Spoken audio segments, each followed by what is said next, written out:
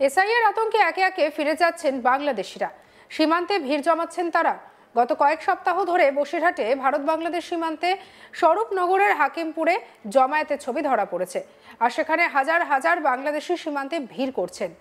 তাদের কাছে কোনো লিগ্যাল ডকুমেন্ট নেই, আর এদেশে এসে বেআইনিভাবে আধার কার্ড, ভোটার কার্ড বানিয়ে ফেলে দিব্য রয়েছেন। আদতে তারা প্রত্যেকেই বাংলাদেশের নাগরিক।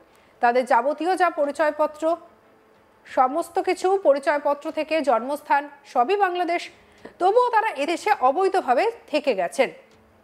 আবার এখানেই শেষ নয়, সমস্ত কাগজপত্র তৈরি করে সরকারি সুযোগ সুবিধা নিচ্ছেন। আর তারই মধ্যে আরো বড় খবর সামনে এলো। এবার এসআইআর আবহে ফাঁকা হয়ে যাচ্ছে ডানকুনির বস্তি এলাকা। বাংলাদেশে পালাচ্ছে বলে এমনটাই অভিযোগ বিজেপির। হুগলির ডানকুনি পুরসভার 5 নম্বর ওয়ার্ডের গোবরা স্টেশনের পাশে গজিয়ে উঠেছিল বস্তি। কালো প্লাস্টিক এবং বাঁশ দিয়ে একের পর এক লাইন দিয়ে তৈরি হয়েছিল ঘর, আর সেখানেই বসবাস করে প্রায় 40টি পরিবার। এসআইআর শুরু হতেই বস্তিতে থাকা অসংখ্য বাংলাদেশি রাতারাতি তল্পা গুটিয়ে পালিয়ে যাচ্ছে বলে খবর। যদিও বস্তির বাসিন্দাদের দাবি তাদের কাছে ভোটার কার্ড, আধার কার্ড সব আছে, তাদের এসআইআর ফর্ম দেওয়া হয়েছে। কি বলছেন স্থানীয় বাসিন্দা ইমরান শেখ, শুনবো। এখানে ধরেন আমরা দীর্ঘ 40-45 বছর ধরে আছি, কিন্তু আমার বাবা মারা ছিল, তারা মারা গেছে, এখানে মাটি দেওয়া হয়েছে। এখন আমরা এইভাবে আছি, সরকারের কাছে আবেদন করেছি, সরকার অনেক কিছু আমরা এখানে ভোটার কার্ড, আধার কার্ড, যাদের আধার কার্ড আছে, ভোটার কার্ড আছে, তারা ফর্ম ফিল আপ আসছিলো, দিদি আসছিলো, এক দিদির হাতে ফর্ম ফিল আপ দিয়ে জমা দিয়ে দিলাম। দিয়ে দিদি বললো ঠিক আছে তোমরা থাকো, সরকার থেকে যখন আবেদন আসবে অবশ্যই তোমরা পাবে, এইটুকুই আমাকে বলে গেছে। এসআর ফর্ম দিয়ে দিই? হ্যাঁ, এসআর ফর্ম দিয়ে দিয়েছি। কি আছে তোমাদের? আমার ভোটার কার্ডটা হয়নি, আমার Aadhaar card, PAN card, ration card আমার 3টেই আছে, টিকিয়া কার্ড আছে। ভোটার কার্ডটা করোনি? ভোটার কার্ডটা আমার হয়নি, বয়সটা আমার হয়নি এখনো। আমার 17 বছর 6 মাস হচ্ছে আমার বয়সটা, সেই জন্য আমার ভোটার কার্ডটা হয়নি। এই মানে 18 সাল না পুরলে তো ভোটার কার্ডটা হয় না। 18 সালটা পুড়ে গেলে পরে আমাকে দাদারা বলেছে যে তোমার অবশ্যই ভোটার কার্ড হয়ে যাবে, যেহেতু তোমার বাপ মায়ের ডকুমেন্টস আছে, তোমাদের ডকুমেন্টস আছে, অবশ্যই তোমাদের হয়ে যাবে। বলছি আপনাদের এখানে একজন যে 2জন বাংলাদেশি ছিল, তারা এখন কোথায়? ওরা তার দেশে চলে গেছে, ওরা 1.5 মাস হচ্ছে ওরা চলে গেছে। যে একটা ঝুপড়ি ছিল ওদের, একটা ঘর ছিল, ওরা বিক্রি করে দিয়েছিল 500 টাকা দিয়ে, যাই কিনে নিয়েছে, তাই এখন মনে হয় কাঠটা ট্রেন দিয়ে এখন খাওয়া দাওয়া করছে। তারা কোথায় থাকতো? তারা এখানে কিছু একজন থাকতো গোবরা, আর বাদ বাকি 3জন থাকতো ঘর বাড়া। ওরা তো 1.5 মাস আগে চলে গেছে। কোথায়? ওরা বাংলাদেশি। এখন এখানকার ভিতর কেউ বাংলাদেশি নেই, যারা আছে সব এখানকারই। কারো আছে বীরভূম বাড়ি, কারো মুর্শিদাবাদে বাড়ি, কারো বাড়ি আছে, এরকম ভাবেই মিশালা আছে। এখন তো সবাই এখানে নেই, সবার ফর্ম ফিল আপ জমা দিতে সবাই দেশের মতন চলে গেছে দেশে। 2019 সালে এই বস্তি ছিল না বলে দাবি স্থানীয় বিজেপি নেতৃত্বের। কি বলছেন বিজেপি নেতা দিলীপ সিং, শুনবো। 2019, 2014 থেকে 16 মধ্যে এখানে ছিল না, এই পারে বস্তি ছিল না, একটাও ঘর ছিল না, একটা খালি ঢালাই ঘর ছিল এখানে, একটা আপাতত এখনও ঢালাই ঘরটা রয়েছে, ছিল ও পারে ছিল, কিন্তু ইনারা ছিলেন না, মহলিরা ছিলেন।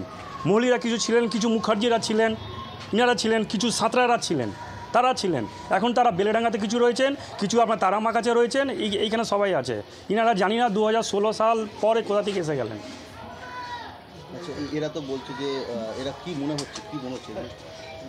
দেখুন আপনাদের সামনেই তো বললেন 4 ঘর 5 ঘর বাংলাদেশি, যারা চলে গেছে তারা বাংলাদেশি, যারা এইখানে রয়েছে তারা বাংলাদেশি নয়। তো আমি তো বলবো ইনাদের জিজ্ঞেস করুন না, কি ইনারা যদি মুর্শিদাবাদে থাকেন বা বাঁকুড়াতে থাকেন বা পুরুলিয়া থাকেন বা যে কোনো জায়গা থাকেন, কোথায় জায়গা থেকে থাকতেন, কোথায় ছিল, কোন বুথ থেকে এসেছেন এরা।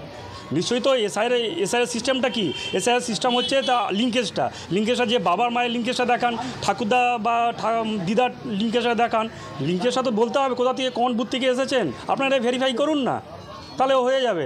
এখানে তো বিএলআর এখানে মানে অনেক ইনারাই বলছেন আপনাদেরই কথা যে বিএলআর এসে এখানে দিয়েছে, এখানে তো 218 নম্বর বিএলআর এখানে তো আসেই না, মানে দেয় না কেন? 218 নম্বরে যেহেতু আমি আছি, নিজে বিএলএ হিসাবে কাজ করছি, 217 নম্বর বুথ থেকে না অনেকজন আছেন, তারা ফর্ম নিয়েছেন, স্কুল থেকে ফর্ম নিয়ে এসে জমাও করে দিয়েছেন। জানি না কী করে দিদিমণি দিল ফর্মটা, কীভাবে ভেরিফাই করলো। তারপর 215 নম্বরে বুথে অনেক ভোটাররা আছেন, জানি না কী করে ভোটার নামটা উঠে গেছে, ভোটের নামটা কী করে উঠেছে সেটা তো এটা তো বলছে আমাদের যে আধার কার্ড ভোটার হ্যাঁ আধার কার্ডটা কী করে হয়? আধার কার্ডটা কী করে প্রসেসটা কী ছিল? আধার কার্ডের প্রসেসটা ছিল যে একটা ডকুমেন্টস একটা বার করবো, সে মধ্যে বাবা মায়ের নাম লিখবো, সব কিছু নাম লিখবে, ওইখানে কাউন্সিলর সই করে দেবে আর ছবি উপরে অ্যাটেস্টেড করে দেবে, বা ইও সাহেব সই করে দেবে, বা চেয়ারম্যান সই করে দেবে। সে ভিত্তিতে কী হতো? আধার কার্ডটা হতো। আধার কার্ডটা হওয়ার পর তারপরে কী হতো? ওটা দেখে আধার কার্ড হলো, আধার কার্ড হয়েছে মানে ভোটার কার্ডটা হয়ে যায়, ভোটার কার্ড মানে রেশন কার্ডটা হবে, রেশন কার্ড মানে কি লক্ষ্মী ভাণ্ডার হয়ে যাবে, তার মানে কি স্বাস্থ্যসাথী কার্ডই হয়ে যাবে, সব কিছু সেবা পাচ্ছে। কাকিনাড়া, ব্যারাকপুর সব জায়গা থেকে এইখানে রাত্রিবেলা আসছে, থাকছে, আবার সকালবেলা ওরা 8টা 9টার সময় বেরিয়ে যাচ্ছে, আর রাত্রিবেলা এসে আসুন না, একটা দুটো কেন, এখানে সব মোটামুটি ভেরিফাই করলে অনেকজনই বাংলাদেশি বেরোবে। আমি বারবার বলছি, রাষ্ট্রবাদী যে আমাদের মুসলিম যে এইখানকার আছে, তারা এরাই চিহ্নিত করুক, এদের বলুক কি তোরা এখানকার লোক নয়, তোরা এখান থেকে গোবরা ছেড়ে যা। যে হিসাবে যেরকম ব্যারাকপুর, লিলুয়া, হাবড়া, কলকাতা বা সব জায়গা এরা চিহ্নিত করছে, তাই এইখানকার আমার মুসলিম ভাইরা চিহ্নিত করুক না। এসআইআর আতঙ্কে একে একে ফিরে যাচ্ছেন গ্রামবাসীরা, আর এবারে বাংলাদেশিরা ফিরে যাচ্ছেন সেই ছবি সামনে ধরা পড়ল। সীমান্তে ভিড় জমাচ্ছেন তারা। গত কয়েক সপ্তাহ ধরে এমন এক ছবি এবারে ডানকুনির এই বস্তি থেকে নাকি বাংলাদেশিরা ধীরে ধীরে তারা গায়েব হয়ে যাচ্ছেন, সব নাকি ফিরে যাচ্ছেন। আর ডানকুনির এই যে জায়গা দেখছেন, সেখানেই অস্থায়ীভাবে গড়ে উঠেছিল কালো প্লাস্টিক টানিয়ে থাকার জায়গা। সেখানকার একজন ব্যক্তি কি বলছেন শোনাবো তার কথা। এখানে ধরেন আমরা দীর্ঘ 40-45 বছর ধরে আছি, কিন্তু আমার বাবা মারা ছিল, তারা মারা গেছে, এখানে মাটি দেওয়া হয়েছে। এখন আমরা এইভাবে আছি, সরকারের কাছে আবেদন করেছি, সরকার অনেক কিছু আমরা এখানে ভোটার কার্ড, আধার কার্ড, যাদের আধার কার্ড আছে, ভোটার কার্ড আছে, তারা ফর্ম ফিল আপ আসছিলো, দিদি আসছিলো, এক দিদির হাতে ফর্ম ফিল আপ দিয়ে জমা দিয়ে দিলাম, দিয়ে দিদি বললো ঠিক আছে তোমরা থাকো, সরকার থেকে যখন আবেদন আসবে অবশ্যই তোমরা পাবে, এইটুকুই আমাকে বলে গেছে। এসআর ফর্ম দিয়ে দিই? হ্যাঁ, এসআর ফর্ম দিয়ে দিয়েছি। কি কি আছে তোমাদের? আমার ভোটার কার্ডটা হয়নি, আমার Aadhaar card, PAN card, ration card আমার 3টেই আছে, টিকিয়া কার্ড আছে। ভোটার কার্ডটা করোনি? ভোটার কার্ডটা আমার হয়নি, বয়সটা আমার হয়নি এখনো। আমার 17 বছর 6 মাস হচ্ছে আমার বয়সটা, সেই জন্য আমার ভোটার কার্ডটা হয়নি। এই মানে 18 সাল না পুরলে তো ভোটার কার্ডটা হয় না। 18 সালটা পুড়ে গেলে পরে আমাকে দাদারা বলেছে যে তোমার অবশ্যই ভোটার কার্ড হয়ে যাবে, যেহেতু তোমার বাপ মায়ের ডকুমেন্টস আছে, তোমাদের ডকুমেন্টস আছে, অবশ্যই তোমাদের হয়ে যাবে। বলছি আপনাদের এখানে একজন যে 2জন বাংলাদেশি ছিল, তারা এখন কোথায়? ওরা তার দেশে চলে গেছে, ওরা 1.5 মাস হচ্ছে ওরা চলে গেছে। যে একটা ঝুপড়ি ছিল ওদের, একটা ঘর ছিল, ওরা বিক্রি করে দিয়েছিল 500 টাকা দিয়ে, যারাই কিনে নিয়েছে, তাই এখন মনে হয় কাঠটা ট্রেন দিয়ে এখন খাওয়া দাওয়া করছে। তারা কোথায় থাকতো? তারা এখানে কিছু একজন থাকতো গোবরা, আর বাদ বাকি 3জন থাকতো ঘর বাড়া। ওরা তো 1.5 মাস আগে চলে গেছে। কোথাকার? ওরা বাংলাদেশি। এখন এখানকার ভিতর কেউ বাংলাদেশি নেই।